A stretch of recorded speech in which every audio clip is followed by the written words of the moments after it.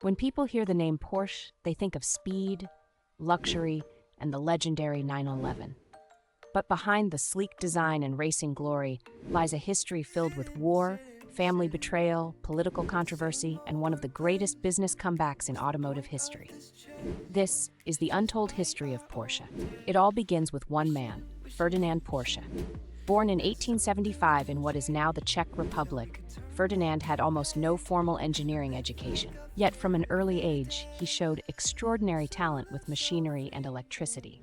In fact, long before Tesla or modern EVs existed, Ferdinand Porsche designed an electric car in the year 1900. Yes, over a century ago. The vehicle used electric wheel hub motors and was considered revolutionary for its time. Over the next decades, Porsche became one of Europe's most respected automotive engineers. He worked for companies that would later become Mercedes-Benz and Audi, designing race cars and luxury vehicles that dominated European motorsport. But everything changed in the 1930s. Germany was under the rule of Adolf Hitler, who wanted a cheap people's car that ordinary German families could afford. Hitler chose Ferdinand Porsche for the project. That car eventually became the Volkswagen Beetle, one of the most famous cars ever built. And this is where the Porsche and Volkswagen story truly begins. What many people don't realize is that the two companies are still deeply connected today through ownership and family control. But the relationship between Porsche and Nazi Germany would leave a dark stain on the company's history. During World War II, Porsche worked on military vehicles for the Nazi regime.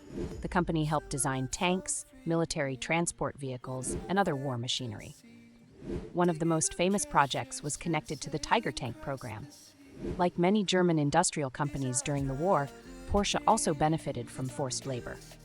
After Germany lost the war, Ferdinand Porsche was arrested by French authorities for alleged war crimes involvement. He spent nearly 2 years in prison without ever facing a formal trial. Meanwhile, the company was nearly bankrupt. At this point, Porsche could have disappeared forever. But then came the next chapter, and the birth of the Porsche sports car. While Ferdinand was imprisoned, his son Ferry Porsche took control of the company. According to Ferry, he couldn't find the sports car he wanted to drive, so he decided to build it himself. In 1948, Porsche introduced the very first Porsche-branded car, the Porsche 356. It was lightweight, fast, simple, and unlike anything else on the road. The early cars actually used many Volkswagen parts because Porsche didn't have enough money to develop everything from scratch. But customers loved it. The company slowly rebuilt itself through racing success and engineering excellence. Then came the car that would define Porsche forever, the Porsche 911. Introduced in 1964, the 911 looked strange compared to other sports cars of the era. It had its engine in the rear, a shape that barely changed over decades, and handling characteristics many drivers considered dangerous. But somehow, it worked. The 911 became an icon. Over time, it evolved into one of the most respected sports cars ever made. And while other companies constantly reinvented themselves, Porsche stayed loyal to the same core formula. That consistency became part of the brand's identity. But behind the scenes, the Porsche family itself was becoming increasingly divided.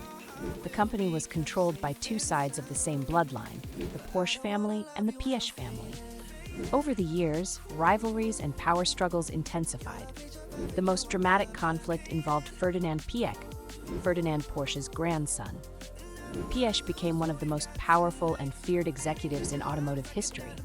He transformed Volkswagen into a global empire, controlling brands like Audi, Bentley, Lamborghini, and Bugatti. Ironically, Volkswagen, the company originally created from Ferdinand Porsche's Beetle project, eventually became larger and more powerful than Porsche itself.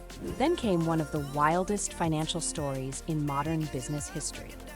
In the mid-2000s, Porsche secretly attempted to take over Volkswagen. Yes, the much smaller sports car company tried to buy one of the world's biggest automakers. Porsche quietly bought huge amounts of Volkswagen stock while publicly denying takeover intentions.